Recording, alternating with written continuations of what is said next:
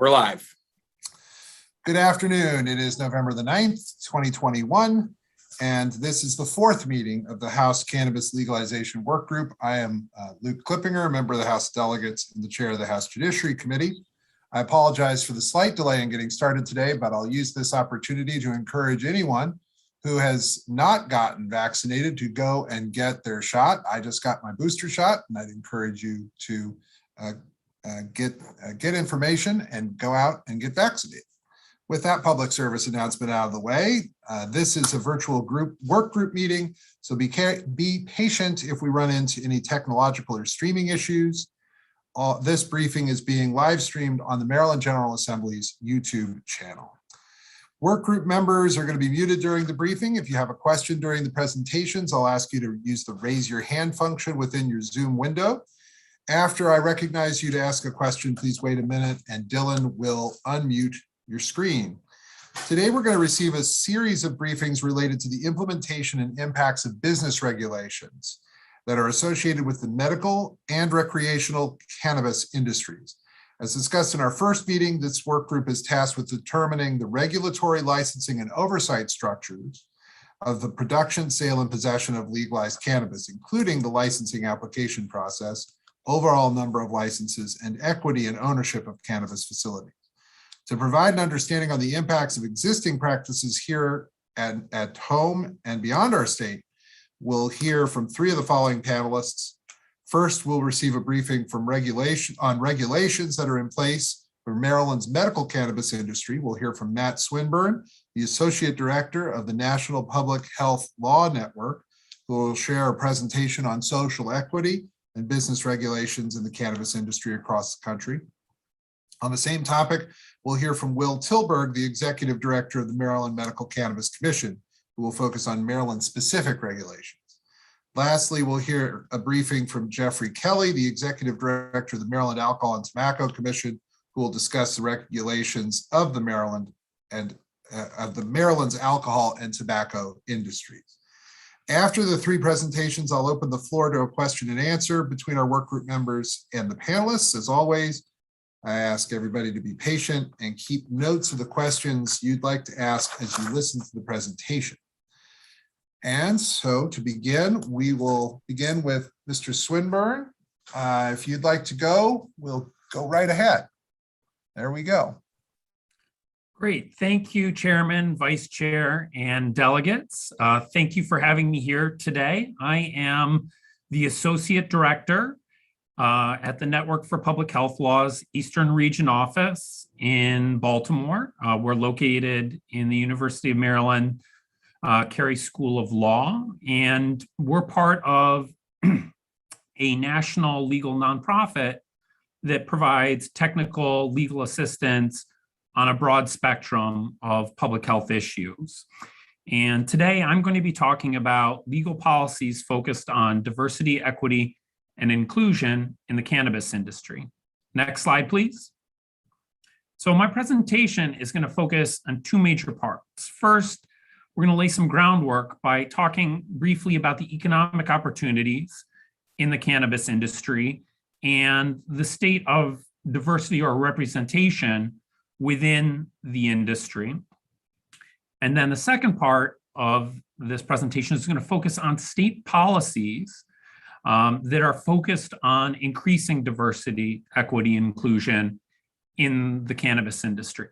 Now, a lot of this discussion is going to focus in on licensing, but we will also touch on business support provided, reinvestment in communities, and what I'm going to refer to as lessons learned, which are kind of newer policies that states are starting to discuss or adopt because of what they're learning in their own system or in other states' regulated cannabis industries.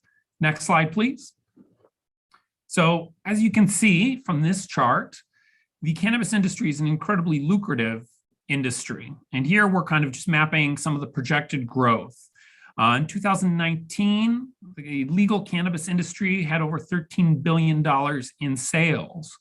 But as more states legalize cannabis, whether for medical or adult use, and as existing markets mature, we're expected to see $43 billion in legal cannabis sales by 2025. Next slide, please. Unfortunately, communities of color are missing out on this cannabis boom. Now, there was a study in 2017 that indicated that 81% of cannabis business owners were white, while only 4.3% of owners identified as African American. Now, we need to look at these numbers with kind of two things in mind. First, look at the overall population in the United States that's African American, almost 13%. So that shows the disparity there, as well as the comparison between white and African American business owners in this space. But there's the issue of controlling interest. With this study, it was just, do you have an ownership interest, not a controlling ownership interest? So the number of African Americans with a controlling ownership interest in a cannabis business is probably lower than that 4.3%. Now, this study is a few years old and states have been adopting policies, but I haven't seen new national data come out. So we're kind of using this as the base framework for our discussion.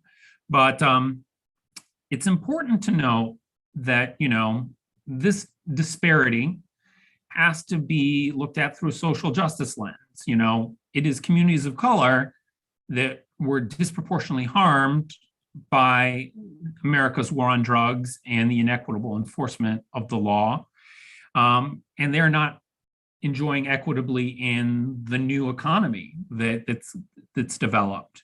But this isn't just a cannabis industry problem, this is an America problem. If you look at the data out of the most recent Census Bureau, only 18.3% of all businesses are minority owned. So they're on similar playing fields with kind of just the general business environment in this country. But what makes cannabis a little different is that states are building these industries and the regulations and systems for these industries now. So there's an opportunity to put measures in place that address this imbalance. Next slide, please.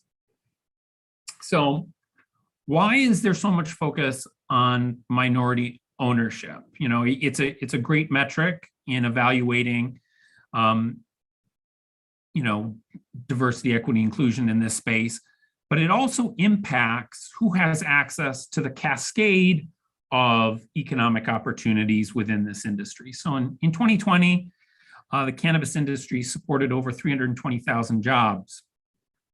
Now, we know in general hiring practices in this country, there is a problematic racial bias. And I've listed a couple studies for folks on here, but I want folks to turn their attention to the study at the bottom in red, where it indicated that almost 58% of white-owned firms employed no minority employees, while almost 93.5% of Black-owned firms had a workforce that was at least 50% minority employees. So who owns a business in this space impacts who enjoys some of these ancillary economic benefits in terms of employment and in other kind of ancillary economic benefits. Next slide, please. So one of the major barriers to kind of minority participation in this industry is it is an expensive industry to participate in. There are high startup costs, and I have some estimates here out of a study. And we know the racial contours of poverty in the United States. And this is something where just the distribution of wealth makes it difficult to deal with some of these high startup costs. And some states even have capital requirements so that if you are going to be a successful license applicant, you have to show the state that you have a certain amount of capital on hand to kind of show that you will be financially viable in this expensive and competitive business. Now, kind of the unequal distribution of wealth we have in this country is especially problematic in the cannabis space because cannabis is still a Schedule I substance under the Controlled Substances Act. It's federally illegal, and this impacts federal banking laws. And I know there is movement at the federal level to change some of this, but very few financial institutions are willing to provide financial services to cannabis businesses. And those that do usually focus on, kind of account services, credit card services, and not providing what's needed in terms of loans for applicants in this space. So as a result, 84% of the businesses in the cannabis industry use the founder's savings to launch the business. Next slide, please. So states with this kind of background are starting to develop policies or have developed policies to try to increase diversity within the cannabis industry. And I'm going to use a term, social equity applicants, and this is going to be a catch-all term for our purposes, but it's the population that a state is targeting with their equity provisions. And it's a different term in every state, but we're going to look at some of the variables that states use to define the population that will receive kind of the licensing benefits and the business support benefits from an equity program. Now, I've listed a bunch of the variables that states consider, and every state defines their social equity applicants differently, but they often consider the race, gender, and veteran status of the applicant and the employees of the business. It will, often look at whether or not the individual has a prior cannabis offense, and this is not something that is taken as a negative, but helps to actually qualify them for equity applicant status. And they also look at the location. Is this business going to be located in an area that was disproportionately impacted by the war on drugs? Is the business owner from one of these disproportionately impacted communities? And are the employees from this type of community? And, when states look at disproportionately impacted communities, they usually define them based on high marijuana arrest rates, poverty rates, and some other metrics. But the key thing is states have to define the population that they want to help. Next slide, please. Now, I've provided an example from New Jersey of how they've defined their social equity pool for their new adult use industry. And they have 3 categories of businesses that can qualify as social equity applicants. They look at what they refer to as social equity businesses. So these are businesses that are owned by people who've lived in an economically disadvantaged area or have a prior cannabis expense. They have diversity-owned businesses, which are either minority, women, or disabled veteran-owned and certified as such by the state's Department of Treasury. And then they have impact zone businesses. And so these are businesses that either operate in an impact zone, employ individuals from an impact zone, or the owner is from an impact zone. And an impact zone under their state legislation is an area, community of high unemployment, high crime, and a specific focus on marijuana arrests. So you see they incorporate a lot of the variables we discussed in the prior page. Next slide. So the issue of race in the kind of social equity preferencing systems in equity programs is something that states have to be careful with. And I'm going to kind of talk about Ohio's efforts. And this is really informed a lot of what states are doing when they're crafting their social equity population and what they do with that social equity population. So for their medical cannabis program, Ohio, in their legislation, said we're giving 15% of the cultivator, processor, and testing laboratory licenses to minority-owned businesses. Now, this was challenged in state court by white applicants who argued that they were denied equal protection under the law, and as a result, this provision was unconstitutional. And the court agreed with this challenge, because when they looked at this, they said, this provision isn't narrowly tailored to the state's interest in remedying racial discrimination. And they said, you didn't consider race neutral programs before adopting this, and this 15% allocation of licenses, you don't have data supporting that this is an appropriate allocation based on past discrimination. So you didn't have a study that would indicate that this is an appropriate level. And so this was struck down. So you don't see states trying to put, straight racial quotas in place.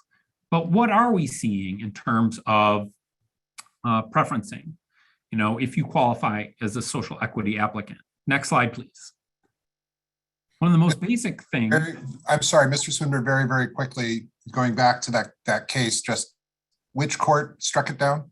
I can't remember which level of the state court it may have been. It was an Ohio state court. It was an Ohio state court, yes. Sorry to interrupt just before. Yeah, thank you very much. No, important question. Next slide, please. So one of the most basic things that can happen for social equity applicants is that the states can offer a priority application review.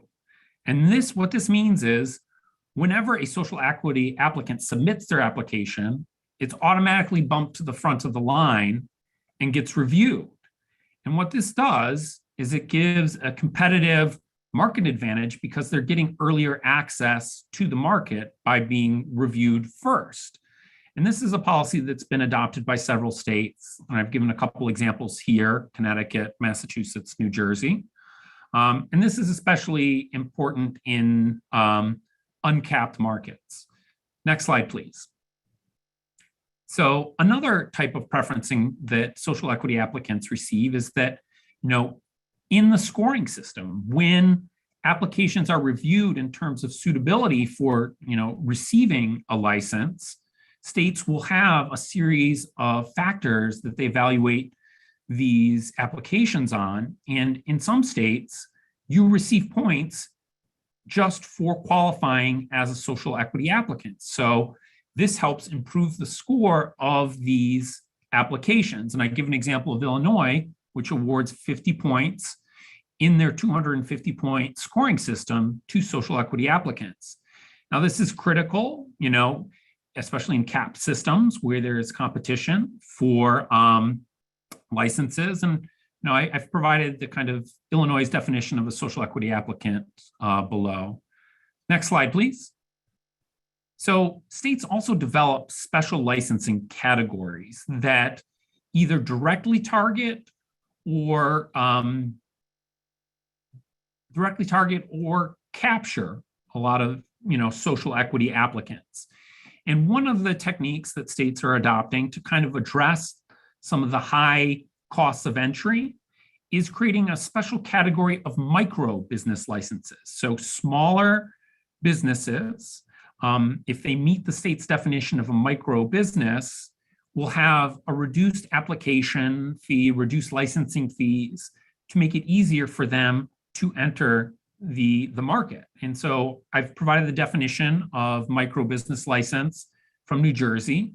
They look at the number of employees, they look at the size of the facility, and the amount of cannabis the business deals with in a particular month.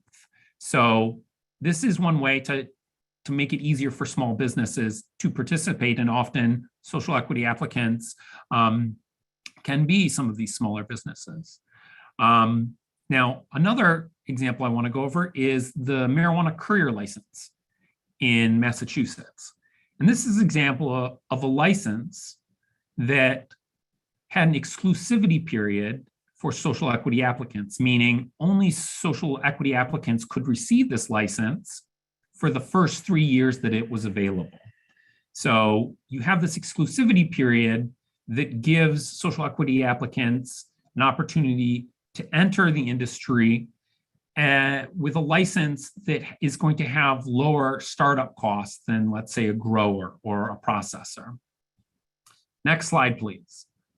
Now, this is a really interesting policy approach out of Connecticut. And people have been talking about this, and I'm going to do my best to explain it.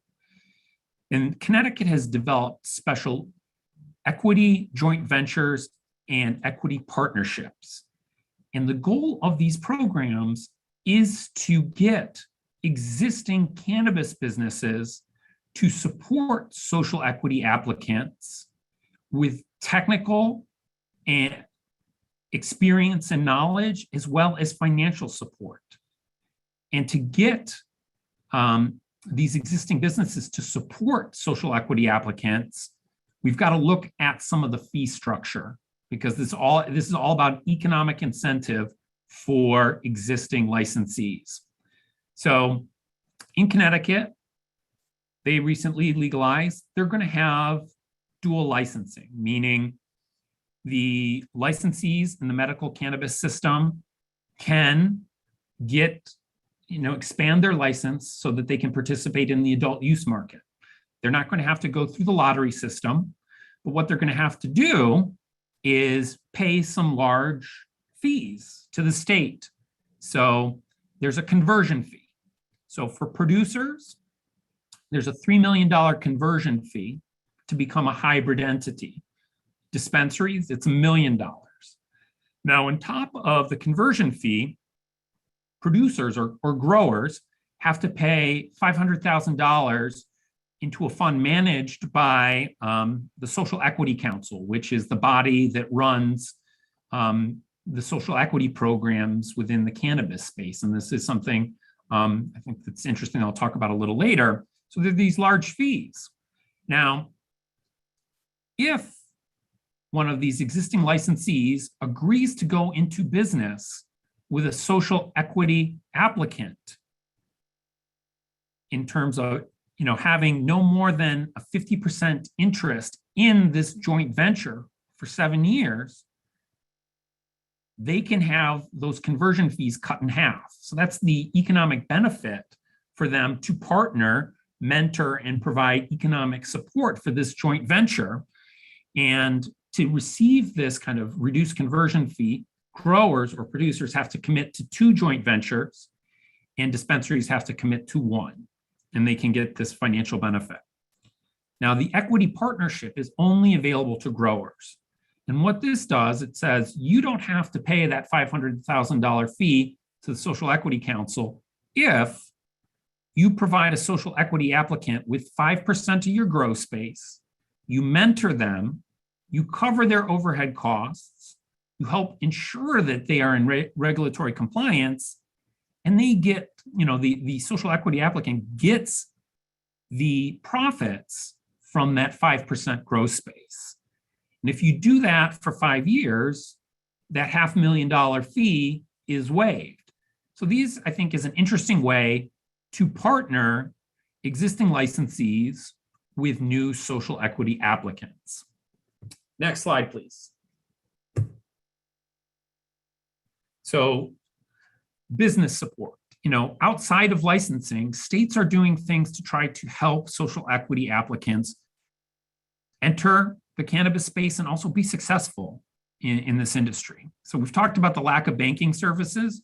So naturally, some states are providing low interest loans and grants to social equity applicants to help them establish their business and to continue to operate in the marketplace. And Illinois has one of these funds. And I also touched on this, often states will waive or reduce licensing and application fees for social equity applicants to help lower that kind of barrier to entry, the financial barrier. And states also, will provide technical assistance to these businesses, whether it's, assistance in training on legal compliance or best practices. They're providing programs to help these businesses be successful. Next slide, please. Now, I'm going to talk about community reinvestment briefly. There's a lot of tax revenue involved, especially mostly with the legalization of adult use. And states are using these funds to varying degrees to reinvest in communities, especially those that have been harmed by the war on drugs. So I give New York as an example because they have given 40% of this revenue to the schools, 20% to drug treatment in public education around substance abuse, and then 40% to community grants. And these community grants go to disproportionately impacted communities and can cover a broad spectrum of programs and services, whether job training, nutrition programs, but also these funds can be used to support social equity applicants in the cannabis industry. So this is a way that the state is looking to fund some of those support services that we discussed in the previous slide. Next slide, please. And my last one, I promise, I've probably gone over a bit. So these are, as I said, lessons learned that states are, as they watch the progression and development of policy in this space, are trying to be cognizant of and adjust to these challenges.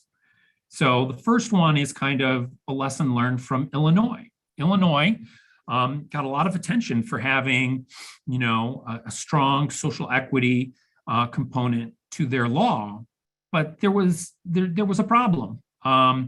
The dual licensed businesses in Illinois got access to the adult market way before the social equity applicants.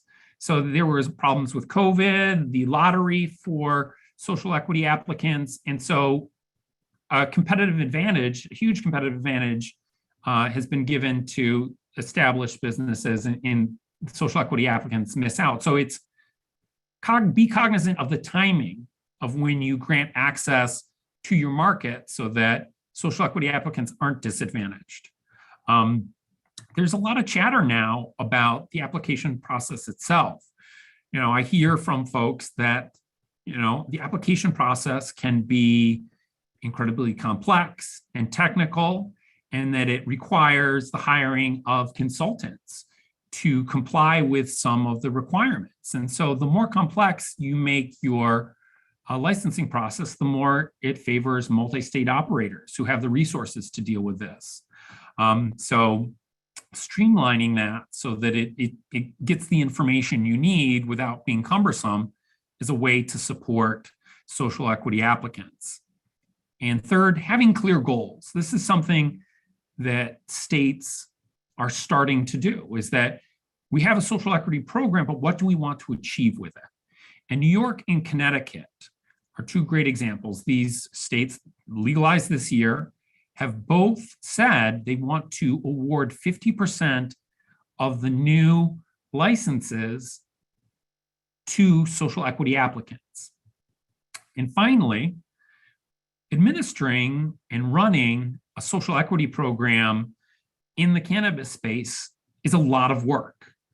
And states are realizing that, and they're starting to create social equity leads to take on this responsibility for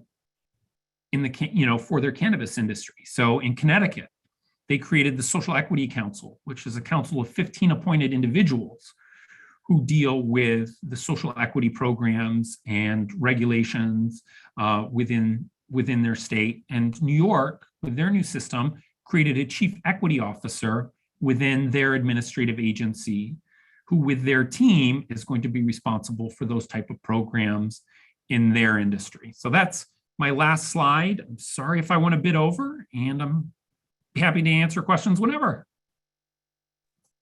I think we're going to hear from everybody, from all three, and then we'll take questions, and we'll do it that way. So let's go now to Will Tilburg, the Executive Director of the Maryland Medical Cannabis Commission. We'll hear from him, and then one more, and then we'll take some questions. Mr. Tilburg. All right. Good afternoon, Mr. Chair, Vice Chair, members of the work group. Again, Will Tilburg, the Executive Director for the Maryland Medical Cannabis Commission. I've served in this role since January of 2020. Prior to becoming the Executive Director, I served as the legislative liaison for the commission to the General Assembly for about a year and a half. So Several members are more familiar with me than others through our briefings and hearings on medical cannabis bills in HGO and elsewhere.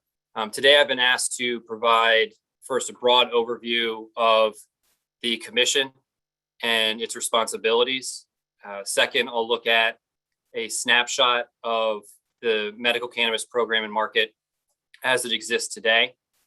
Third, look at the specific impact and implementation of House Bill 2, which was emergency legislation that the General Assembly adopted in 2018 to remake the commission, to remake the program, and to diversify licenses. And then one slide, 30,000 foot view of some regulatory considerations that have led other states in their transition from medical only to medical and adult use. Next slide, please.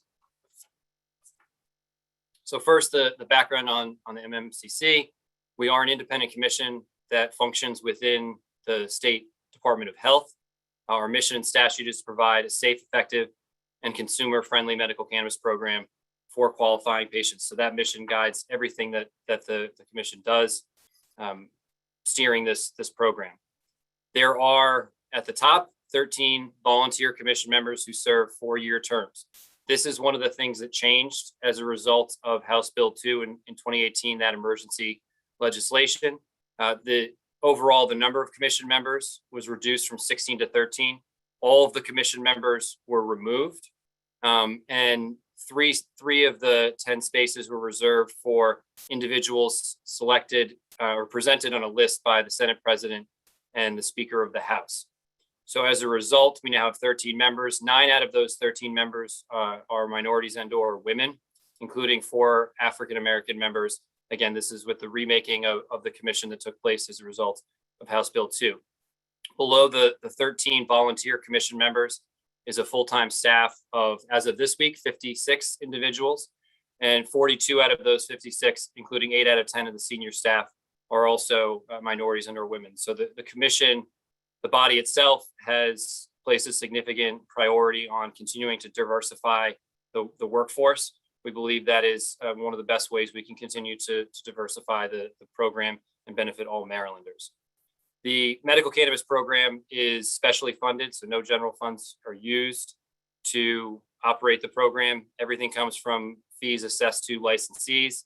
In FY 2021, the commission received a little over $10 million in revenue, and that is over the 8.7 that was in expenditures, about half of which is for those 56 personnel that I discussed.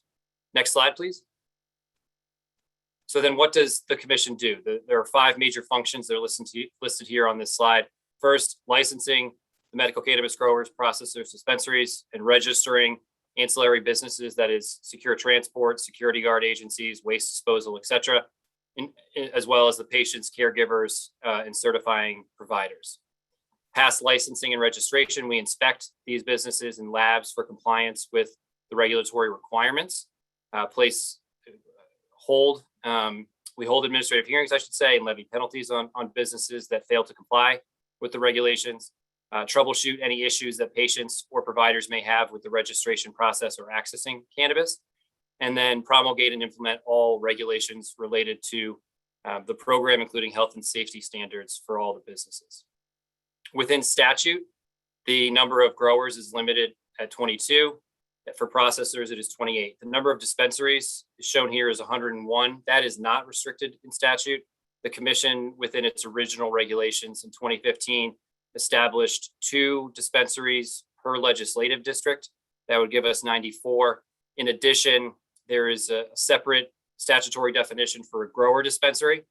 So certain licensed growers were also able to apply for a grower dispensary license. And so that's how we get to the number of 101.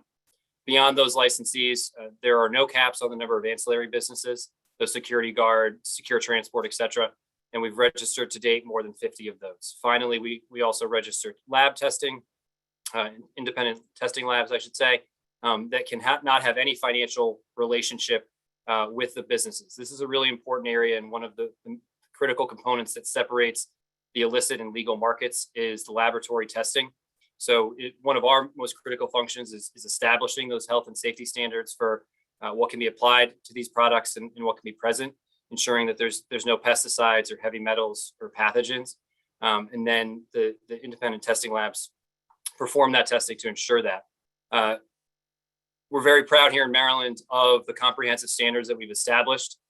Recently, when New Jersey adopted their adult use program in advance of creating new regulations for testing, they took our rules and technical authority for testing on an interim basis until they were able to develop their own. Next slide, please. So the second piece I want to look at today is sort of a snapshot of where things stand currently. The first key metric that we'll look at is the number of patients. The patient registry opened in the spring of 2017, about 5 months before dispensaries first started offering medical cannabis. So in that first year, there were about 11,000. As of this week, we're nearing 145,000 registered certified patients. So that is individuals who have gone to our website, Maryland One Stop in the state, the central repository for all licensing and registration, and completed an application, and then also seen a certifying medical provider. So those are about 145,000 individuals who can obtain medical cannabis within the state today. That's about 2% of the state's population.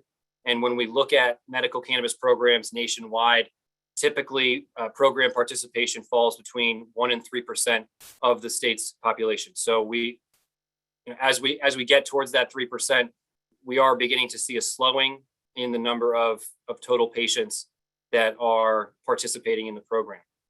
I've listed on this slide a few of our nearby states that also have medical cannabis programs. Ohio and New Jersey figures are from when the states were medical only. And you can see that for larger states, we have similar population of patients that are participating to Ohio and New Jersey, which have greater state populations. Next slide, please. Turning then to economic metrics, what's listed here are the retail sales by year. So these are the total sales from the dispensaries. Unsurprisingly, as more patients signed up for the program and more businesses became operational between 2017 and today, there has been an increase in the retail sales. For 2021, we anticipate that sales will exceed 600 million, which is a significant increase over 2020. But again, there is a percentage slowing that we see year to year. So again, the growth of the program, while it's still growing, the growth appears to be slowing at this juncture. So a common question that I receive here at the commission is, okay, so that's the dispensaries. What are the other businesses earning in terms of gross revenue? Again, it's important to point out here that this figure is gross revenue. There are significant tax penalties for cannabis businesses. They oftentimes pay an effective tax rate of 60%. They can't take the typical tax deductions of normal businesses. And so this certainly does not represent the net income for the businesses. Next slide, please. So if we look at, this is year to date in Maryland. So we have from January through October, there's about 520 million in retail sales. Of that, we can attribute about 288 million that the dispensaries had to pay the processors and growers for selling their product, right? So we're seeing here the wholesale listed figures compared to what would be the gross revenue of the dispensaries. And so total, looking at the 520 million, the dispensaries make up about 45% of that revenue in comparison to the processors, about 20, and the growers about 30%. When we look at then inside of those figures, what is the market share? Who is actually operating these businesses? It's important to get familiar with the term multi-state operator. While cannabis is still federally illegal, there are 36 states that have medical programs. 18 in DC have adult use. And so there are businesses that hold licenses across multiple states.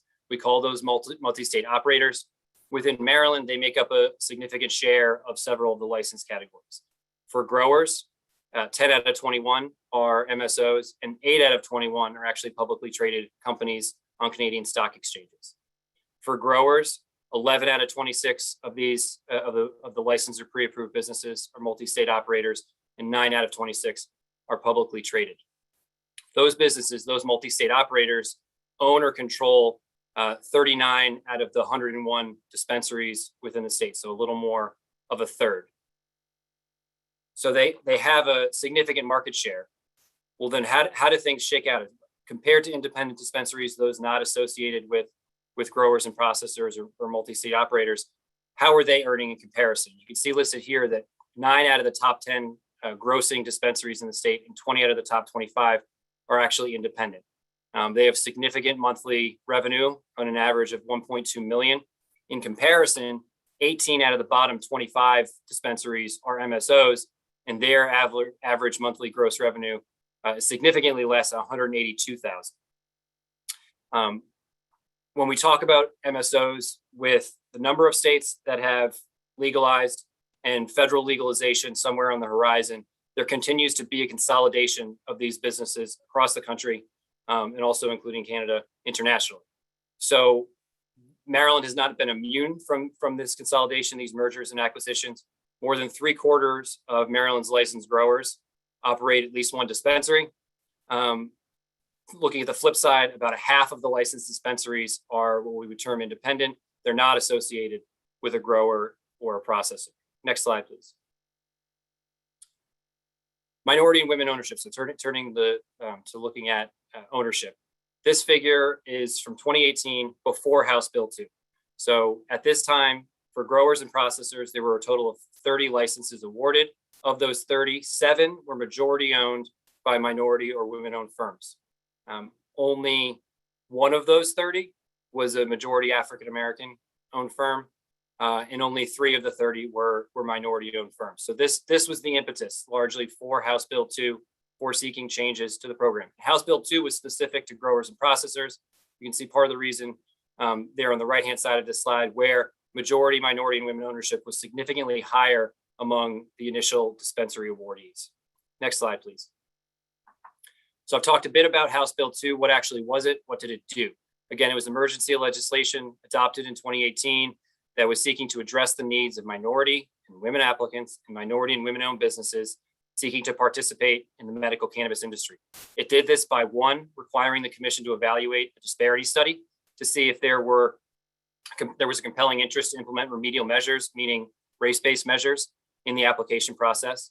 To 2, conduct ongoing outreach to encourage small minority and women-owned businesses to apply and participate in the program. 3, to award grants to businesses, educational organizations to train and assist these small minority and women businesses in the application process. 4, to adopt emergency regulations to implement any remedial measures, and then also collect and monitor data on race, gender, and ethnicity in ownership and in employees of these businesses. Next slide, please. So in terms of implementation, what did the commission do with that? We adopted emergency regulations that established 15 out of 100 points on the application to diversity-related factors, including 5 points related to race-conscious provisions. At the time, this was the most points allocated to diversity provisions anywhere in the country in regards to a cannabis program. We awarded more than $200,000 in grant funding to train small minority and women business owners on the application process, heavily attended across these different grantees. We co-hosted 12 workshops to educate small minority and women businesses on the medical cannabis industry in the state, and then also hosted 4 additional workshops to discuss the new application process, how to apply, explaining frequent challenges and questions that folks have, and the regulations of governing cannabis within the state. And lastly, we accepted public comment. We posted the draft applications and guidance materials, and we accepted public comment for 30 days. We received upwards of 300 questions and posted the responses, the answers to those questions on our website in advance of a 60-day application period, so we could hopefully address all the questions folks had on admittedly a complex application ahead of its application period. So what was the result? To date, we've awarded 11 licenses pursuant to House Bill 2. All 11 went to majority minority-owned firms. 9 out of 11 of those are majority African-American owned firms. Next slide, please. So quickly, this has changed the makeup pretty considerably of the program. You can see better numbers in terms of majority ownership by women and minority firms. And in the lower right-hand corner here is broken out separately minority owned versus what's in the chart, which also includes women owned firms. Next slide, please. How does this compare to other states? Matt went over this in a lot more detail, and so I'll just be very brief here, that this is something that every state is facing and has faced certain challenges to date. I think a lot of the newer states, when we look at adult use, the New York, New Jersey, Connecticut, Virginia, have very interesting proposals to expand who is benefiting from these legal programs, and time will tell whether they'll truly be effective. Next slide, please. So the last thing for me today is very brief adult use considerations from a regulatory perspective. What is the structure in these other states? Again, 18 states in DC that have already made the transition from medical only to medical and adult use. This slide is a little out of date. Now, all 18 states that have adult use and medical regulate those programs under one regulatory body. The reasons are pretty clear from the ones that tried it with two different bodies, and there were several. Significant additional administrative costs. You're literally paying two agencies to do substantively identical work, and also additional burdens on businesses that oftentimes were having to comply with two different conflicting regulatory structures. The breakup of who actually is regulating these within the state is pretty split between a board or commission, i.e. a public body, versus an agency. So it's about 50-50 there. There are pros and cons to each approach. Board or commission as a public body, holding all meetings in public, more transparency. There's a greater opportunity for public interaction and feedback. But on the flip side, far less flexible and adaptable to a really dynamic industry. Sometimes things need to happen quickly, and when you have to have a public meeting and they only meet every so often, that can be difficult. In terms of staffing, what we know looking across states is the staff sizes from medical only to adult use basically double. I mentioned at the outset that we currently have 56 employees. Most larger programs in the United States have between 100 and 150. And it's a significant administrative burden to staff up and staff quickly when laws are passed and these programs need to be implemented. In terms of industry structure, 4 out of 18 prohibit or restrict vertical integration. That is owning or controlling growers, processors, and dispensaries. I would note that 3 of the last 4, New York, New Jersey, Virginia, do restrict in some fashion vertical integration. Licensing limits. So does the state limit licenses? Do localities limit? Or some fashion of both? 9 out of the 18 states either establish caps in statute or allow the regulator to establish caps through their regulations. The remaining states allow local governments to cap, restrict, or prohibit adult use businesses. In those states, often small businesses are somewhat disadvantaged because they now have to navigate 2 separate levels of government, going to the state to get an initial provisional license, and then also the locality to navigate whatever system they have created in that county or municipality. And lastly, a significant consideration is cost. Most of these programs that cost across the country, as our medical program is, are funded by licensing fees. Licensing fees require licenses to have been awarded. There is 12 to 18 to 24 months that exist before that revenue is brought in. There are significant expenditures in that time. And it's one of the things that was a disadvantage for the medical program initially rolling out in 2014 and 2015. There was virtually no appropriation. So the staff was very small, largely administrative. And so the burden was on the initial commissioners, who were part-time volunteers, to create everything. What we see in more recent adopting states is some sort of appropriations or using existing medical funds in order to stand up the program in a timely fashion. That is it for me. I thank you all for your time. Thank you very much. Now we'll go to Jeff Kelly from the Maryland Alcohol and Tobacco Commission. Mr. Kelly. Thank you, Mr. Chairman. Again, my name is Jeff Kelly, Executive Director of the Maryland Alcohol and Tobacco Commission. And I'd like to say that, well, first of all, thanks for having me here today. It's kind of an interesting topic to talk about. I know something. Mr. Kelly, are you in the Oval Office as you're providing this presentation? I'm trying to help out a few things while I'm in Washington. And but I got to tell you, I'm not doing a good job here. So okay. Thanks for noticing. All right. Just was curious. That's fine. Mr. Kelly, go ahead. A lot of people don't get that. Thank you. That's fine. Yeah. So anyway, what I'm here to talk about today is the regulation of alcohol and tobacco. And I'd say prior to January 1st this year, 2021, that function resided with the Comptroller of Maryland. A few years back, the General Assembly decided to create the Alcohol and Tobacco Commission and migrate those functions, those regulatory functions, to this independent commission, which we have now. So it's it's the same function we were providing under the Comptroller's office. We're now doing as an independent agency. And I'm really just going to talk about how we regulate alcohol and tobacco, and then maybe toward the end, how some of that might relate to the regulation of cannabis. Next slide, please. And first thing I want to talk about is our alcohol system. We have what we call the 3-tier system. I'll explain how that works and why it works, and maybe why that might work for cannabis as well. Next slide. First, very briefly, the history of how we got where we are with alcohol. Before Prohibition, it was a highly competitive market. It was driven largely by manufacturers, most specifically by brewers. If you had $100 as somebody who was interested in starting a business, and were willing to put that $100 up and work with a manufacturer, a brewer would find a location for you. They would give you all of the equipment you need, and they would start you up with some product to sell. And their goal was to get somewhere around one tavern for every 160 to maybe 220 or so consumers in an area, which is why you go to some of the big cities in the country and you see on almost every street corner a tavern. These were driven largely by the brewers. Well, the competitive nature of that happening, the brewers were so demanding in what the tavern owners had to do in order to stay in business. It caused these tavern owners to get kind of inventive, like giving away free food with the beer, because you had to buy the beer from that one manufacturer. You couldn't buy it from whoever you wanted. You had to pay a premium. They started allowing gambling, prostitution, drugs, and it was really a bad scenario. Next slide, please. So what happened? We had a breakdown of public decorum. Crime went way up. General injury to families and to neighborhoods, and it was a bad scene. Next slide. So we get Prohibition.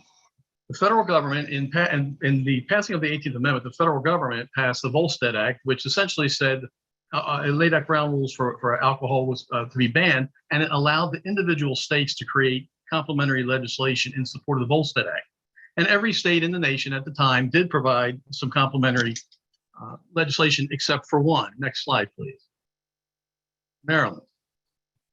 The Georgia congressman was so upset by this that he said Maryland should be denounced as a traitor because we never passed any complementary legislation. In response to him, an editor for the Evening Sun wrote an op-ed that said essentially that Maryland is the free state and should never ban alcohol and should secede from the nation rather than prohibit that state. Next slide, please. Prohibition ends, and each state was given the opportunity or the opportunity to control the distribution or sale of alcohol as it saw fit. So we ended up with different ways across the country. But they did make a couple of recommendations. And the recommendations were the state should probably regulate the whole thing. It should regulate manufacturing, distribution, and retail sales of alcohol. But if they're not going to do that, and Maryland chose to not, then the state should license everything. They should issue licenses for all of these 3 tiers: manufacturing tier, wholesale tier, and retail tier. The state should take care of all of that. And Maryland did not do it that way. Maryland did decide to license the manufacturers and the distributors or wholesalers, but they allowed the retailers to be licensed and regulated by each of the local jurisdictions. That was the 23 Maryland counties, plus Annapolis City and Baltimore City, so 25 jurisdictions. Next slide, please. So our regulatory structure today is the first 2 tiers, the manufacturers and the wholesalers, are licensed and regulated through the Alcohol and Tobacco Commission. Each of the 25 local jurisdictions licenses or regulates the local retailers. The Alcohol and Tobacco Commission shares responsibility for enforcing the retail operations. So while we don't license the retailers, we do regulate them to the extent that we conduct inspections, we place charges if there's violations, and then we become witnesses before the local boards if there's an infraction of retail. Next slide, please. So this is kind of very simply what our alcohol beverage system looks like, a distribution system. It's like we have the first tier, again, manufacturer and supplier. Think back in the earlier days, in fact, right after Prohibition, what we had were essentially 3. We had distillers, we had wineries, and we had brewers. And that's pretty much all we needed. And we had the second tier, which was a wholesaler to distribute. And the third retail tier, the third tier.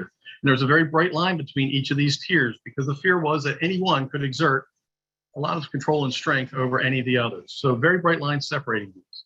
Now, all of the other types that you see now are the way we've modified over the years. We hear sometimes that our laws are antiquated, and you can make an argument that some of them are.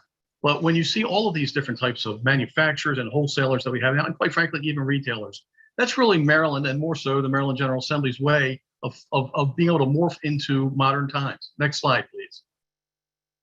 So while I was saying our distribution system looks fairly simple with bright lines between them, it's actually a little bit more complex than that. So what I'm trying to show you with this chart is in the first tier, the lavender color, purple color are manufacturers. They should be all in tier 1, and they do live there.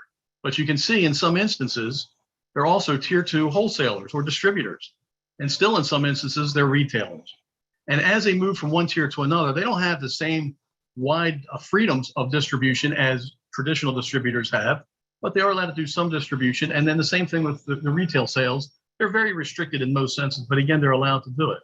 In some cases, wholesalers, which are strictly wholesalers, do perform some sort of tier 1 manufacturer operations, and retailers sometimes cross into being distributors.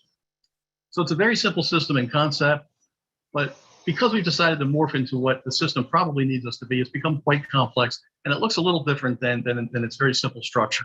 Next slide, please. This just goes to show you that there's really, our system isn't as simple as we think it is. It's rather complex, and yet at the same time, it works. Every place has its role. Everybody understands where they belong, and our job is to kind of keep them there. It's a complex system of distribution, but I think our job, I know our job as a commission, is to force all of the entities into this regulatory structure. When we do that, we can keep product pretty safe. We can really assure for the fair collection of taxes and the certainty of the collection of those taxes. We can keep unsafe product out of the public for the most part. So while it's a little complex, our job is to keep everybody in that system, and we think the results have been pretty good. Next slide, please. I'm not going to go into these different permits, but I just want to, there's a couple of pages of them, and I'm going to skip through them in just a moment, but just to give you a sense of what these are. Again, you, as the General Assembly, have created so many different permits and licenses to account for any number of variety of situations that come up. So when a really innovative person comes up with a new idea and they present it before their elected officials, you guys decide whether or not there should be additional permits or licenses. There are about 5 pages of these here. These are just the state issued licenses and permits. There are myriad others that are local jurisdictions. As you know, local delegations are free and do often pass different license and permits for a variety of unique situations in their home areas. So this just gives you a sense. We can skip through the next 3 or 4 of these to get to a vastly different slide. Continue. Yeah. Go. Thank you. So you can see there are, as I mentioned, it's fairly complex. There are a lot of different licenses, but you guys found a way to keep it all in the regulatory framework. And one of the things that's great about that is from the business standpoint, most of these people, in fact, nearly all of them, want to stay in that framework. They use every square inch of real estate available to them, but they don't want to cross the line.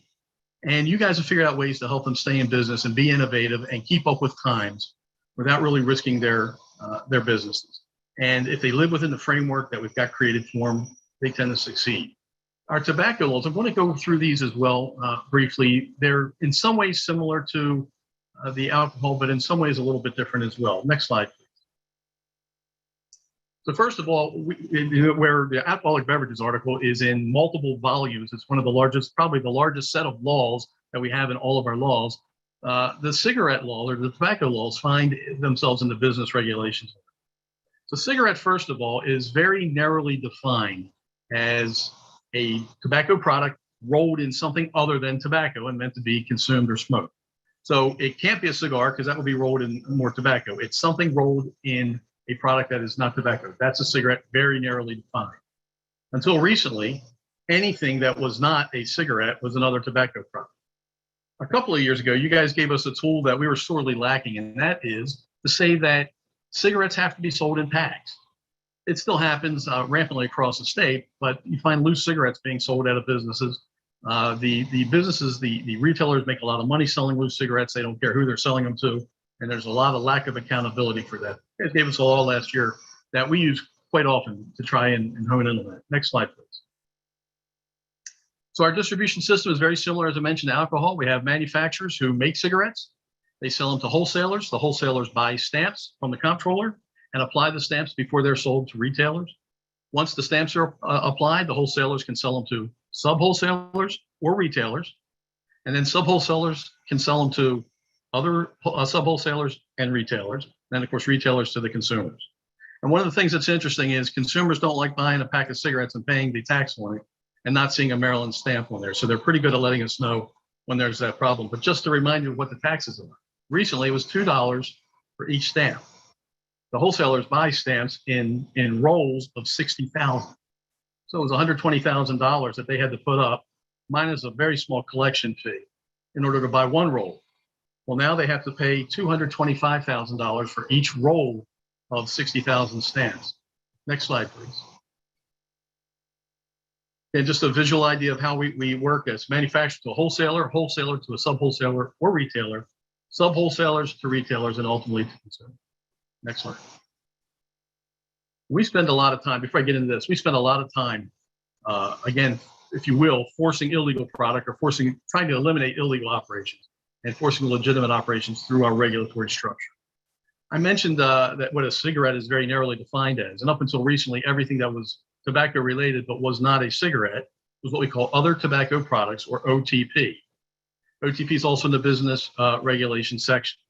It's pretty much anything else that you can imagine that would be tobacco, except for our electronic smoking devices. They're a separate category altogether. So these are cigars, they're snus, they're chew, they're the little tablets that you might suck on that have nicotine in it.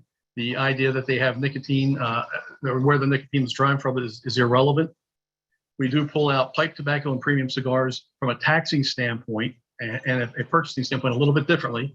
But other tobacco products prior to 2010 were not regulated at all.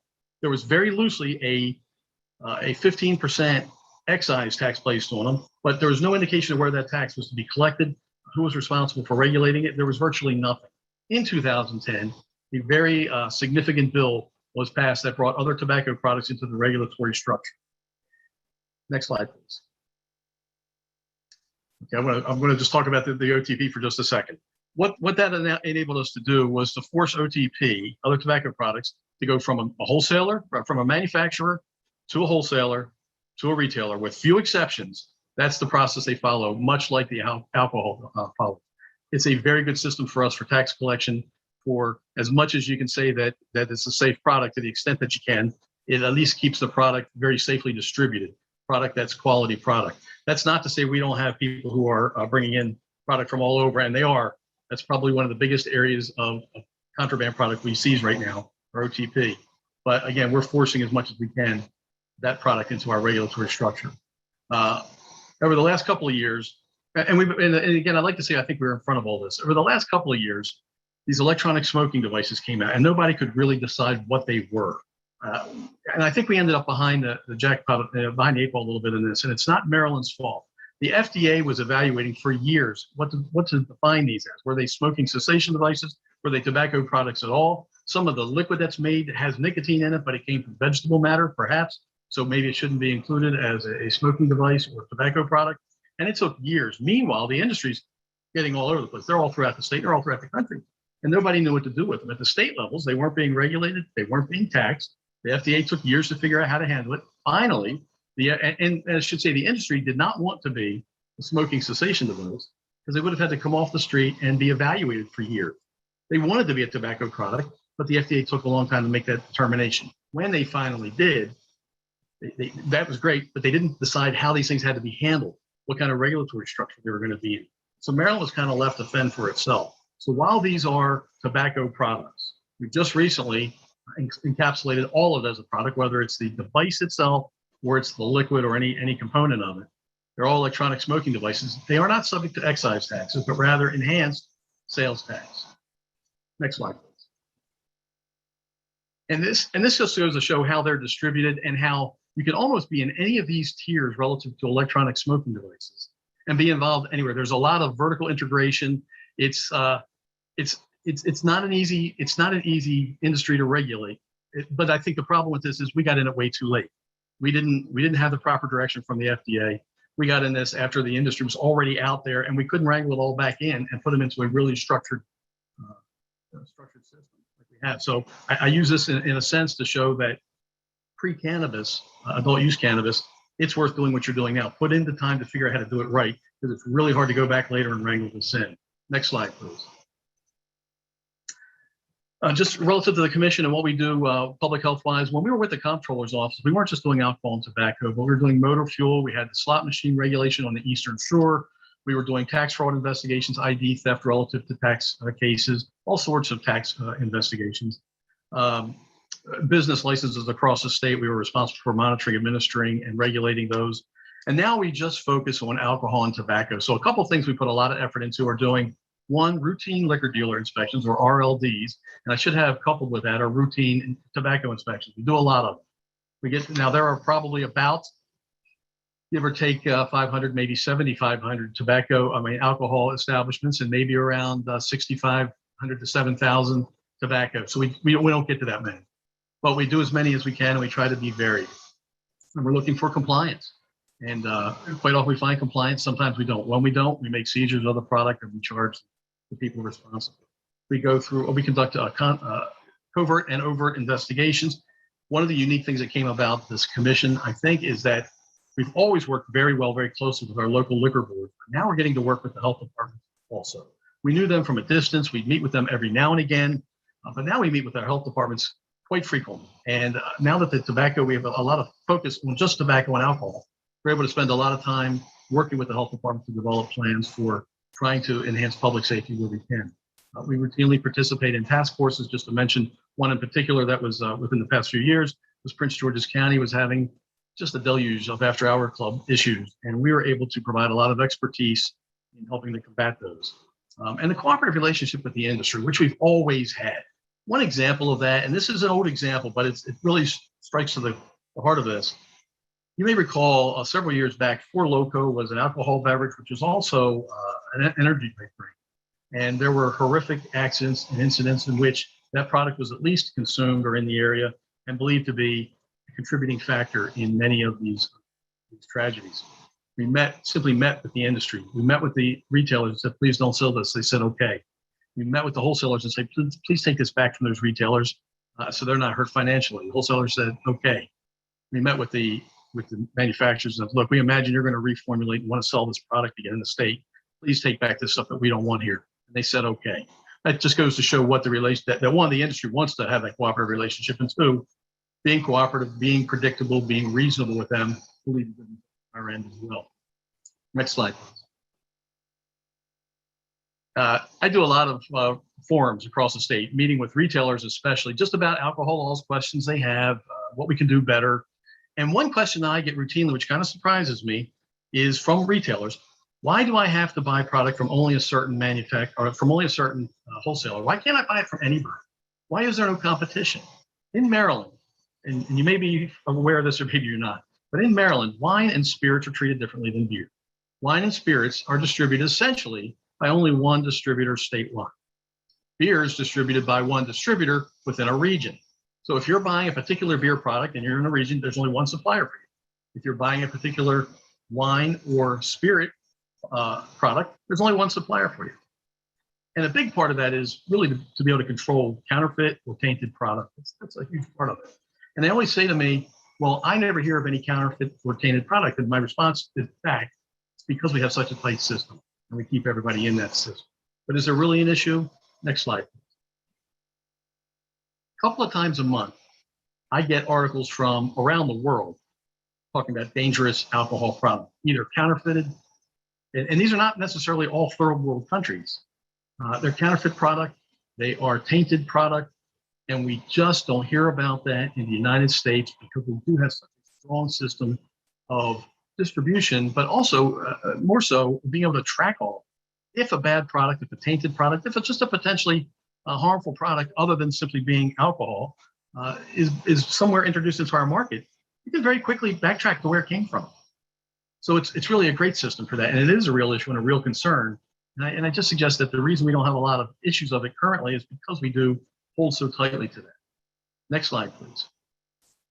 Even in the world of tobacco, over the years, we've gotten many counterfeit products of tobacco. Largely, they are counterfeited in China. They come in through the ports, and we find the product here, and we've been through a lot of training that helps us identify what counterfeit product is. This case is one that just happened a couple of months ago here in Maryland. A couple of fellows were buying raw tobacco, unprocessed tobacco at auction, taking it to their less than clean home. And perhaps it may have been a basement or a back room, but it was not necessarily the cleanest place. And producing additional product or other tobacco product out of this, in some cases to be used as pipe tobacco or something along those lines. Then they packaged it and counterfeited a product of a brand, an actual brand. In this case, it's called Crunchy. That's a legitimate brand. They packaged it and were selling it as Crunchy. So counterfeit product for sure. The safetiness of it, I don't really know, but we were very fortunate to find them. Certainly, I think the retailers probably had some idea that they were buying something that wasn't legit. Nonetheless, they did. Next slide, please. So just very quickly, considerations for cannabis. I think in regulating generally, the idea, I think you should set licenses at every level of the business. Wholesalers should be licensed, retailers should be licensed, manufacturers should be licensed. Even if it's with something as simple as a business license under the business regulation of Title 17. All businesses in Maryland virtually have to have some type of business license. It's a very, very inexpensive license. It's really inexpensive, and you can set the level. But they're as cheap as I think maybe $20 or $25. So they're not much. But what that does is it gives us a little bit of a hook. If somebody is trying to conduct business in a nefarious way, let's just say they buy legal cannabis, but decide to set up a street corner to sell it.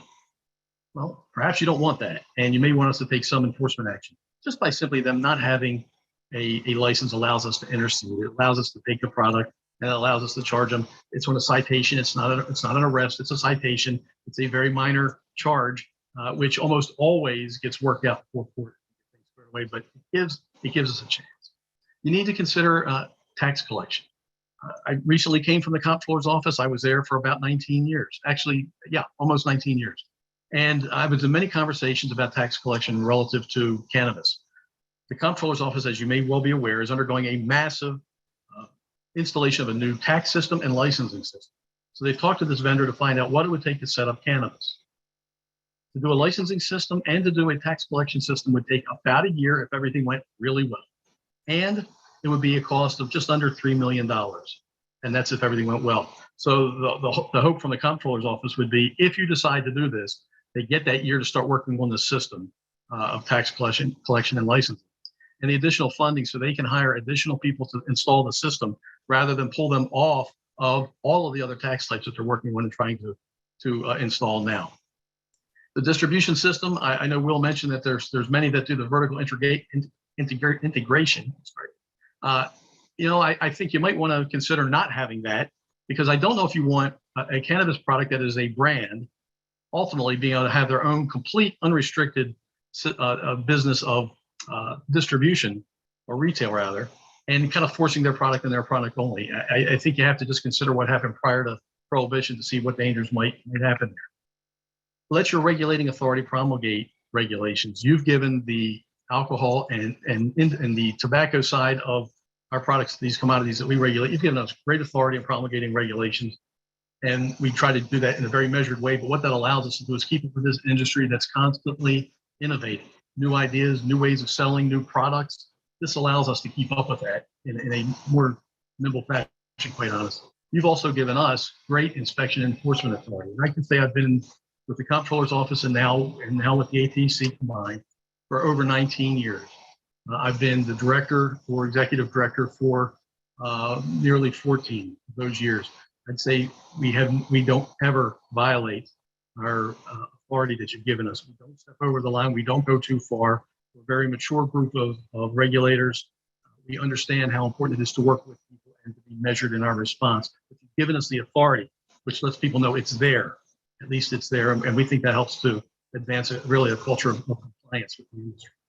And then there's a bunch of other things to consider relative to trade practices, like advertising. Would you let a manufacturer pay for advertising for certain retailers, or let them give things to certain retailers, things of value that they wouldn't give to others, and create discriminatory issues? We have regulations on that. I think that might work in Canada as well.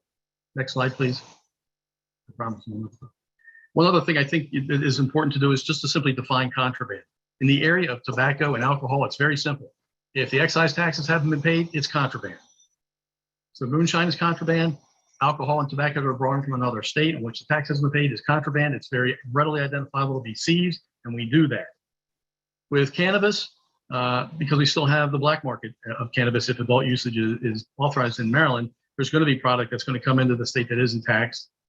Does that become contraband, and how do you want that to be dealt with? How do you want your regulating body to deal with that as well? And maybe you just want to leave that up to traditional police and law enforcement, and that's fine, but just a consideration. Next slide, please.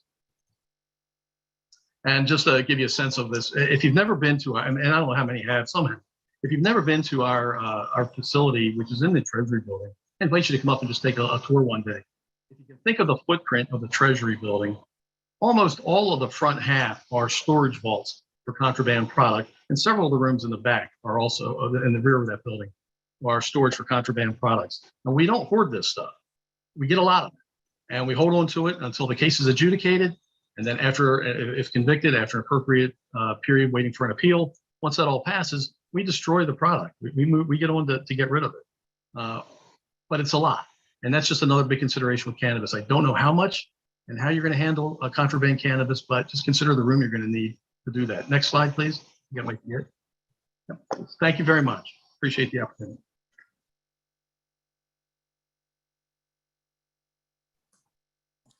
Okay. We're going to go now to questions from the work group. And we will start with Delegate Lutke. Perhaps this is best put to Mr. Tilburg. So let me preface my question by explaining why I'm asking it. So I'm helping to look at taxation issues in particular. And, you know, there's a lot of different ways we could tax cannabis. The way we traditionally tax alcohol and tobacco is to have a point of sale sales tax and then an excise tax that's usually weight-based or quantity-based earlier in the process, which has a number of benefits, right? It's more predictable for the business. It's a more level revenue stream for the state. The challenge in my mind has always been that we're not taxing medical cannabis at all. And I would presume that we're not likely to change that. And a lot of the medical cannabis products would be the same products that we're selling as recreational cannabis. So do you have any experience with, do you all do any product tracking? Do you know if other cannabis commissions do product tracking? We would need, in order to use the same tax structure we use for alcohol and tobacco, to differentiate between cannabis that is destined for the recreational market and cannabis that's destined for the medical market. Sure. Thank you, Delegate Lutke. Every state that has medical only or medical and adult use, virtually all use a seed to sale tracking system. So that means from the plant being 4 inches tall, an RFID tag is placed on it, and that RFID tag follows it from the plant to any processed product, ultimately to the package. And so what you see in jurisdictions when there is a bifurcation of the system into medical products that are not taxed and adult use that are taxed is they receive different tags. And so you can do that at the grow level. You can separate them at the processor, the manufacturer, or at the dispensary level. But it would be just about so you can do it there. Another option that some states employ is to focus more on the sales tax. And so it is this person a registered patient in the system? Okay, well then they're not paying the tax. If they're not, they are paying the tax. So there's a couple of ways to get at it, but there's plenty of states that have presented a roadmap for how to easily collect. And you identified some of the reasons, to collect it earlier in the supply chain. There's less businesses typically at the wholesale cultivation level, so it's easier in that regard, and also it's more regular for businesses to be able to predict. So there are benefits to each. Can I ask as a follow-up? So I understand that in some states, so states will tend to make sure that dispensaries have a certain amount of medical product on hand so that, medical patients don't get shortchanged if they show up to a dispensary and need product. But then there have been issues in some states, I understand, with, for example, the particular retail conditions for a particular dispensary mean that they're running short of recreational product, but they've got a lot of medical product left over. Is it possible then for those RFID tags, would it be possible for a retail shop to move product from one to the other and then remit taxes back to the state? Or is it just once they're in these lanes, they're permanently in these lanes? I'm not familiar with how the seed to sale operated, the flexibility. Once a tag's been applied, I'm happy to follow up with the state operator for the medical program to see what they've encountered in other states. And if that's an option, I'm happy to follow up with you in the work group. Yeah, that'd be great. Thank you. Thank you, Mr. Chairman. Delegate Wilson. Thank you, Mr. Chairman. My first question, I guess, is for Mr. Swinburg, Matthew. Matthew's fine. Thank you, sir. You spoke about timing of access to markets. And right now we have, I think, roughly 18 medical marijuana, mature or maturing medical marijuana distributors or growers, I should say. To my knowledge, each one of them obviously wants to participate in the adult recreational marijuana usage and sale and growing if it so passes. So my question is, how do we set up a system where these where these old growers, these mature companies are regulated in such a way that allows the new micro growers or the smaller growers to actually catch up? Because what I've seen happen in other states is, well, all the product is basically being sold from these mature growers and they don't really need any new products. So they get these small businesses that do invest to try to catch up, end up not being able to ever catch up because nobody's going to buy their product. Ergo, they can't make the money it takes to grow, their business. So have you ran into that before, and what is a possible remedy for it? So I think there are a couple issues here that are interesting issues. One that I alluded to in my presentation is an issue of timing. So assuming there isn't complete market saturation of growers and product already, there's not an innate problem with having, hybrid licensees, as long as those new licensees can start selling product to the market at the same time. So what the problem was in Illinois is they were given access to the adult market before the social equity applicants, the new licensees, were even given licenses. So that's the issue I was alluding to, that you've got to, all right, these hybrid entities may have to wait until the new licensees are at a point where they can enter the market. If you are committed to giving them, a realistic chance of competing, it's entering the market at the same time so that, these existing hybrid licensees aren't given early access and just grow a bigger and bigger market share within the industry. So I think that's an element to it. But, it seemed that you were alluding to the fact that, there may already be a saturation in terms of the amount of product grown. And I think, I can't speak to what the situation would be in Maryland in terms of, the reality of that situation. But, it comes down to, I think, a realistic assessment of what the needs are in terms of new license opportunities.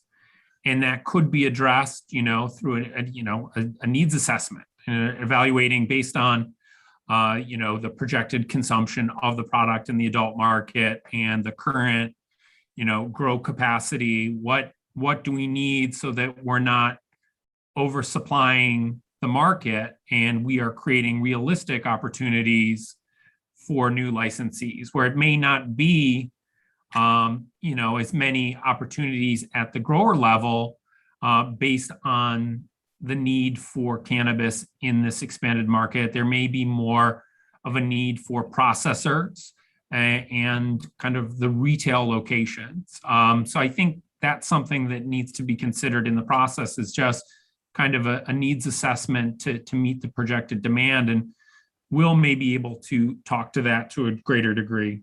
Well, and again, and that's fine. And hopefully we can talk again, because it's not so much the saturation. It's about that some of these growers had what would be considered an unfair advantage to start with in the medical marijuana industry. And it's very well known that once you legalize or make it adult recreational use legal, that the medical marijuana market goes on a drastic decline. And many times they stop being patients because now they can just be customers. Also, even though there's a tax issue, and I know we can talk offline about that, that was all to say, because my bigger issue obviously is the minority participation and how you ended it. Well, they're not being growers, but being distributors, which is kind of like the crumbs versus the cake thing. Yeah, but the growing and the processing is where the money's at. And I'm asking you specifically, when you talked about Ohio and some of these other states who use set-asides, it seemed that everything that I've heard was about communities of color in the war on drugs versus a specific set aside for for after a study being done for the 15%, as in the Black farmers lawsuit. And one of the things I've not heard in any state yet is the Pigford v. Glickman 1 and 2 cases that demonstrated that for almost 100 years, the USDA improperly denied African-American, not colored and not minority, but African-American farmers the right to own land and farm, which is horticulture. Growing marijuana is also horticulture. We already have federal guidelines defining how we were disproportionately disenfranchised from growing marijuana. So instead of talking about communities of color, does anybody ever talk about Black farmers and how to give back to the Black farmers, i.e. set-asides for growing specifically as it applies to the Black farmers in Pickford v. Glickman lawsuit? I haven't seen anything that addresses that issue that focuses in solely on Black farmers. There are, in some states, and I saw this in New York when I was looking at their new legislation, there are preferencing measures for farmers, but there isn't a racial component to it. It goes to kind of farmers that have experienced economic challenges based on a series of factors can get preferenced in their licensing system for their adult use. But I haven't seen anything on African-American farmers specifically. Because I think that's the big issue is the growing, and where I believe the larger amount of money will be coming in as the growing and the processing. And I would like to talk offline about, ways to possibly approach this, because I don't want these mature companies to blow up and stop these minority companies, no matter how we decide to design them or set aside or enfranchise them. I don't want them to be, beaten out of the industry before they begin, because they can't compete with these mature industries. So I'll be definitely look at any information you would have that would help, guide this along its way. Yeah, no, I would be happy to talk offline. I think this is an important issue, and, happy to be any help that I can in terms of exploring this. Thank you. Thank you. We'll go to Delegate Darrell Barnes, then Delegate Grammer. Thank you, Mr. Chairman. Matthew, let me just say that I believe that you gave a great presentation on the equity of those that are participating in this industry, especially as it relates to minorities. One of the things that I am really focused on and concerned with is the equity and inclusion piece as we look to roll out adult use here in the state of Maryland. And one of the things you spoke about that intrigued me was the equity joint venture. What happens after that 7-year period? And can you expound on that, on the equity joint venture and how that may be applied here in the state of Maryland? Okay, so the equity joint venture is really interesting. And so, this is dealt with in the legislation, legalization legislation, but more needs to be developed in the regulations by, the administrative agency. So I think more details are going to come out about this. But here is the thing, when you're looking at the equity joint venture and you mentioned the 7-year period, that 7-year period relates to, the established licensee is limited to a non-controlling interest for those first 7 years. And then at that point, it becomes an option for them to buy potentially some additional interest from the social equity applicant. So this, it kind of prevents the established licensee from having the controlling interest in those first 7 years. And then it does give some flexibility to the equity applicant if they want to sell off some of their interest at that point. And so I think that it's an interesting factor, because when you think about, kind of the goals for equity programs, you look at laws that, for example, prevent the transfer of an equity license because states don't want it, they're looking at their goals and they're saying, well, we don't want this to be a brief entry into the industry, and then you sell off that enterprise for, a huge sum of money. These licenses represent generational wealth potentially. So I think that 7-year provision is looking at, protecting the equity applicant in terms of those first 7 years of not losing control to the hybrid licensee, but at that point, giving them the opportunity of selling some of their interest if that's what they choose to do. But I think, and I appreciate that. I think that's something that I am interested in, but I think it needs to be worked out a little bit differently here in the state of Maryland.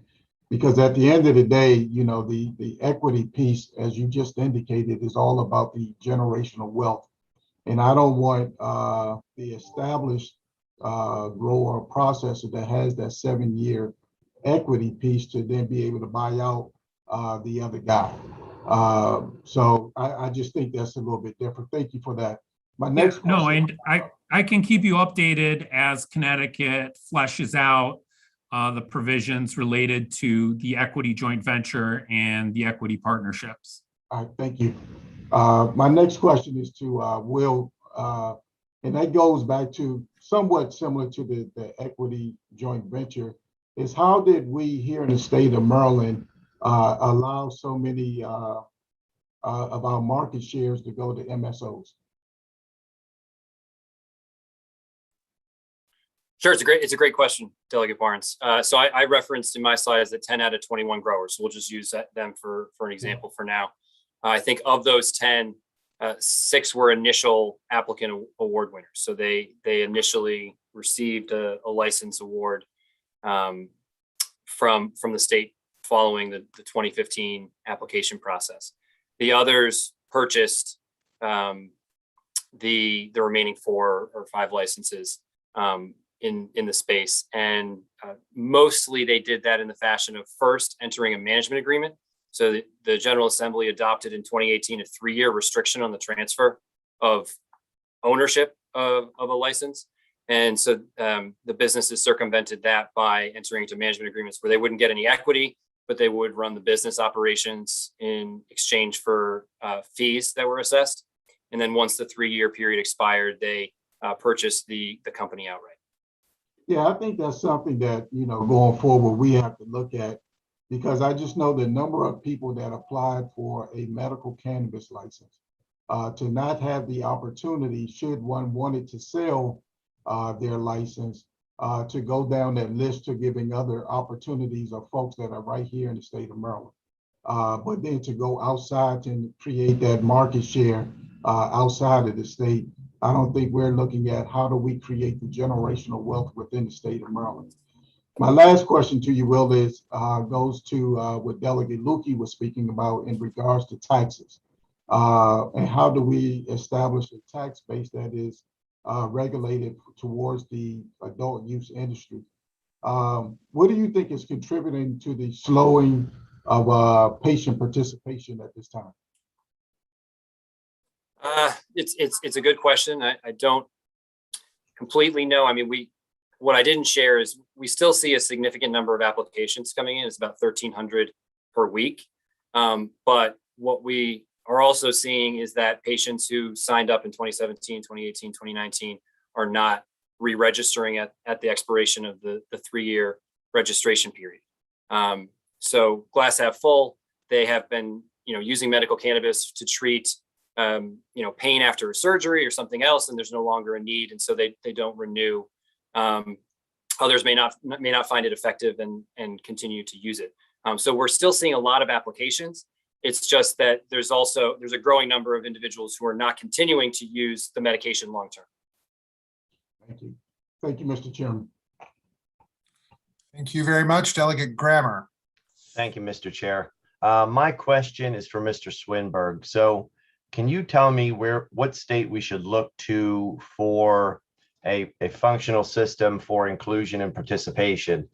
I was on the previous committee who discussed these issues, and we discussed a lot of these states, and none of them, to me, really found a functional system at all for increasing participation, whether it be minority or otherwise. And the big problem seemed to be overwhelmingly that the same rules that apply to business in general apply to this industry. You want people to be able to get onto the field. There's going to be struggle. You're going to have a lot of hardships to deal with. And in a closed system, if you fail once, you're out and that's it. And in Maryland, like the licensure costs are so damn high. I mean, you're talking hundreds of thousands of dollars just to even apply for and get the license. It is really preclusive for, like, if I wanted to start any kind of business in this industry, I'd never be able to do that. And I'm struggling, as I've looked at all the other states and even in some of the programs that you've mentioned, to see anything that's actually achieved the goals. Even like the joint ventures. I mean, those joint setups very much seems to be weighing the system toward the person who already has the license. And there's not as much benefit for the company that we're trying to include here. So can you tell us what state has successfully achieved participation for the average person, for the minority in general? Well, I think there's some challenges to answering that question, and I don't think I'm going to have a satisfying answer for you. Number one is states don't often share a lot of the kind of diversity and equity inclusion information that you'd want to make kind of that assessment. And Will had some information from a few states, but I think he will back me up on this, that, not every state is as forthcoming with their information as Maryland is.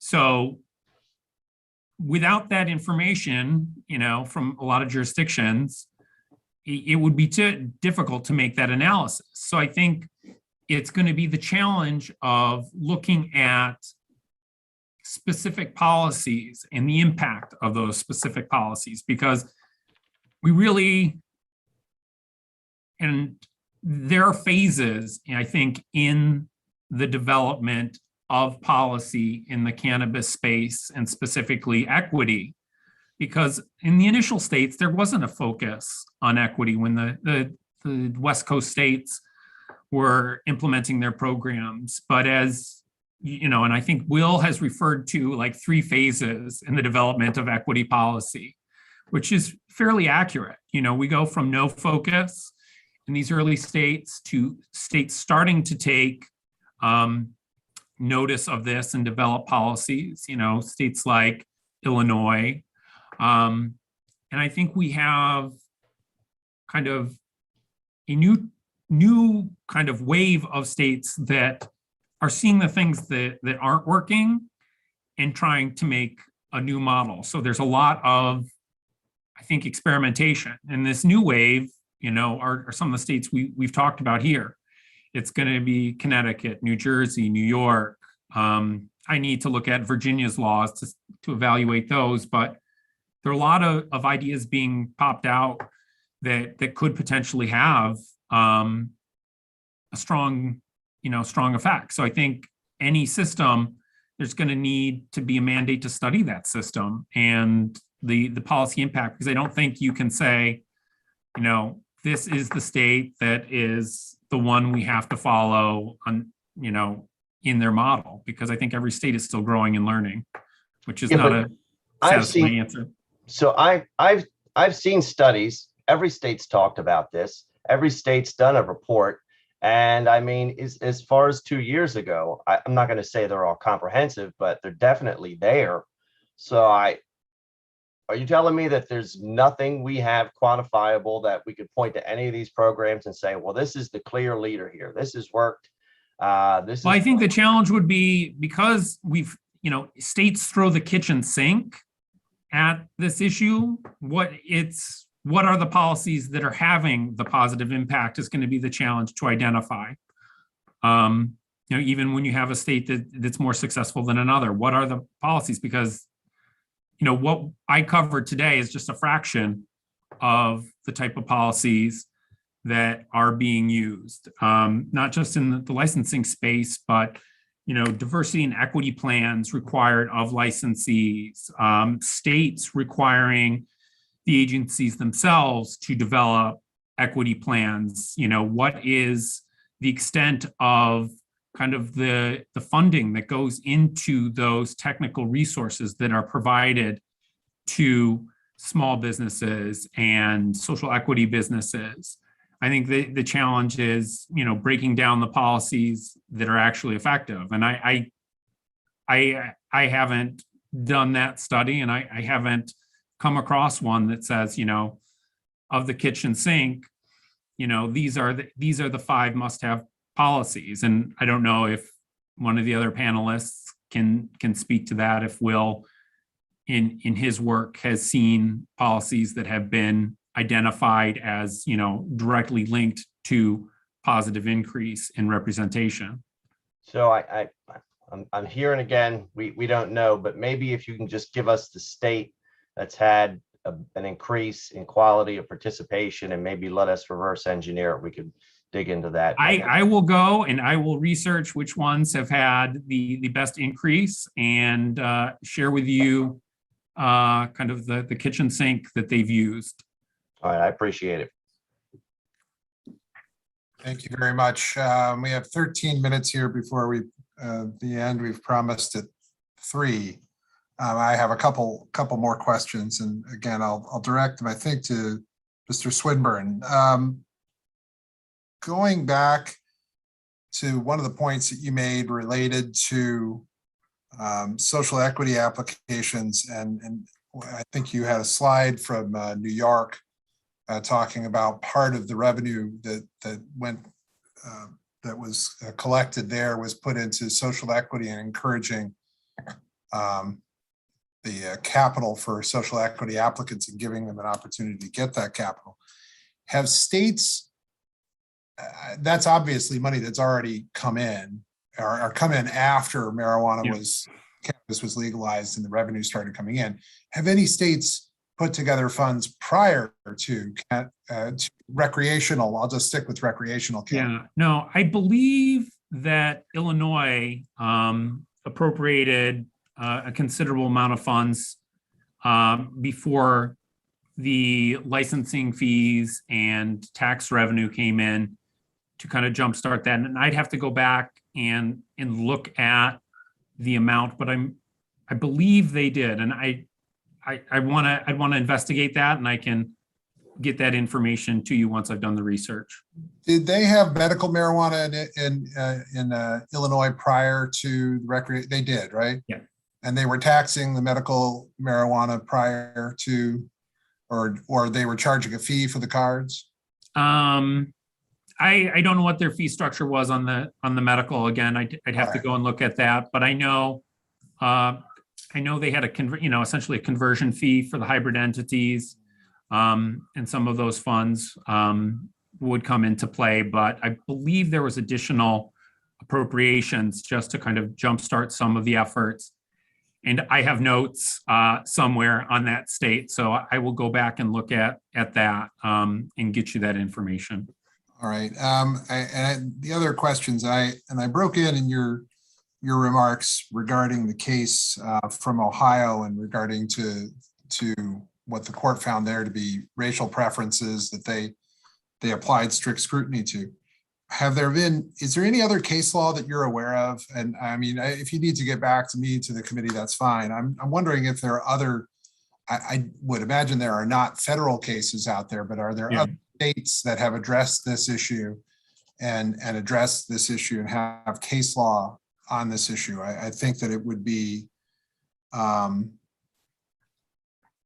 it would be interesting, I think, for us to see what some of their courts have said. No, that's definitely something, off the top of my head, I don't know, but I can definitely do some case law search and see if there are any other states that have had this issue pop up in the court system. You guys are giving me a lot of homework. We will not ask you to go directly onto Westlaw in the middle of the hearing, but No. we'll give you some time. You just see me staring at the monitor, slack-jawed and, frustrated. I got a third question here. I don't, I've got a third question. All right, I'm telling Will I can't help him with the projects he wanted help with because of you guys. I'm not responsible for Will. All right, but that's fine. What's the third question? What's the Third question? How about that? We're going to kill the next 9 minutes with this. All right, so again, in New Jersey, you made reference to social equity business, and I think you touched on this a little bit, but it provided for people who it provided incentives in the awarding of licenses for people who live in economically disadvantaged areas or had prior offenses. Mm-hmm. Again, you may not know off the top of your head, but I guess my questions were, can you give us a general sense of how long they would have had to live in economically? Did they set a limit, or did they set a minimum requirement for they had to live this long in an economic? Yeah, no, there's generally a time allotment on that. I can't speak to New Jersey's specific time allotment, but for kind of the it's there's almost always a time element to that. And I'm had my printout of Connecticut because I studying the joint ventures. Mr. Chair, it's typically 5 to 10 years. That's what we used here in Maryland with our latest medical licensing round as well. Yeah. Okay. And I guess an associated question to that, it also provided for people who had been convicted of crimes related to cannabis. Did other states, was it just simple possession? Was it possession with intent to distribute? Were there, It's generally minor crimes. With these, I can go back and look at kind of, a couple examples for you of the kind of variation in cannabis offenses that are still part of the, are included in the preferencing system for equity status. Because I know that that's a part of several states' preferencing systems, and I can just look at those, identify what kind of the qualifying cannabis offenses would be for those jurisdictions, if that would be helpful. And I think that this could be argued multiple ways, clearly could be argued multiple ways, but you could see, I guess, from a policy perspective, whether somebody should get a benefit in the process if they were perhaps convicted of a volume dealer statute, which would be one thing, as opposed to somebody who was found in possession of small amounts of marijuana. There might be a distinction there. I was kind of curious about that, but that's the scope of that, I guess, is one of the other issues that. No, that's an interesting question that I can easily research for you and get you a couple examples that kind of show the spectrum. All right. And then I'll finish with one question for Mr. Kelly in the Oval Office there. Mr. Kelly, the going back to the way we license the sale and distribution of alcohol. I mean, can you touch a little bit more about, and you pointed out how the current system we have this 3-tier system, but we do have holes that have been poked into the three-tier system. But correct me if I'm wrong, the whole idea behind the 3-tier system was to prevent that vertical integration that would benefit big out-of-state companies or big companies, period, from completely taking over some section of the market.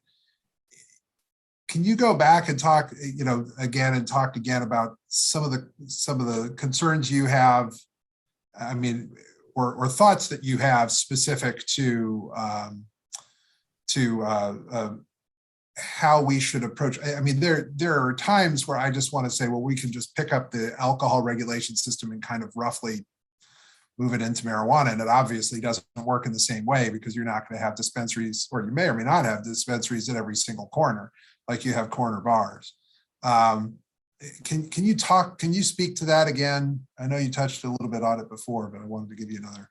Yes, sir, sure can. What I was getting at is, relative to cannabis for just a moment, if your producers, and the terminology may be different. I was writing down the grower and cultivator. I'm gonna guess that might be producers in some sense, or maybe the processor and cultivators do that. But what was happening before Prohibition is the brewers were going to their tavern, say, "I'll get you set up a business, and you owe me. I own you now. You owe me everything." They thought it was a good idea to get into business with them, but they had no flexibility. They couldn't sell any other products. What I've learned talking with Will is that in cannabis, it's not wholly dissimilar. There are brands of cannabis now that have their own following, their own traits. And what I was getting at is, if you allow it is confusing, but if you allow someone who is strictly a grower or processor to have to become the dispensary, or to have too much control in the dispensary, perhaps the dispensary is no longer incentivized, or maybe there's some other reason that they won't buy any other product from anybody else. I've heard the concerns about some of the bigger companies having too much control. They've got too much of a head start. They're too far into the game already, that they're going to be able to just roll their product out, and you're trying to get some new interests, some new companies to come in and have a fair shot. But if the large manufacturers now are already able to start up dispensaries of their own as well, they're going to effectively be able to cut out any of these new businesses. There'd be no reason for them. In the area of alcohol, a retailer, you walk into a retail shop, you see any number of variety of alcohol products, because that wholesaler, that middle person, was put there to stop. And it's if you will, I guess it's a government monopoly, endorsed monopoly, but it was put there to stop the exertion of control from the large supplier manufacturer over to the retailer. Where we see holes, and that's a great way of defining it, where we see holes, they get narrower and narrower in scope. Just describing one. Wineries before could only be wineries. They couldn't be wholesalers. And they still can't be, except you have allowed them to wholesale only their product, nobody else's, only theirs, and at a very limited amount. And if they produce a certain quantity, they're no longer eligible. When they conduct a retail sale, they can only do it on their manufacturing premises. They can't go into a store somewhere else and set someone up in business and say, "You're only selling my wine from now on. That's it. You owe me." They just don't have that kind of control over them. And my concern would be that, and I saw, we have these craft manufacturers in alcohol. We have craft brewers, and you could say craft distillers, and you could say our local wineries are craft as well. And we have carved out some holes for them, but they're such narrow holes, they really can't take the market over or exert any undue pressure at the retail level. But if you allowed a much larger manufacturer to come in, they might go to, and there were no restrictions of allowing them to be involved in multi-tiers. I could envision a scenario where some of the large producers will quickly take control and may just eliminate the opportunity for a fair market. That's kind of what I was getting at, and I feel like that could happen, especially since the products are branded. All right. Are there any final questions from anyone else on the work group? Seeing none, we thank you all very much for joining us today. Appreciate your time, your expertise on the topic. And if work group members have questions for any of our guests, you can email Dylan at dylan.goldberg@mlis.org. cannabis.state.md.us, and he will connect you. The House Cannabis Legalization Work Group will continue to meet. Our future dates will be posted to our work group page on the Maryland General Assembly's website. The next meeting for us is Wednesday, December 1 at 10 a.m. regarding the topic of taxation related to cannabis legalization.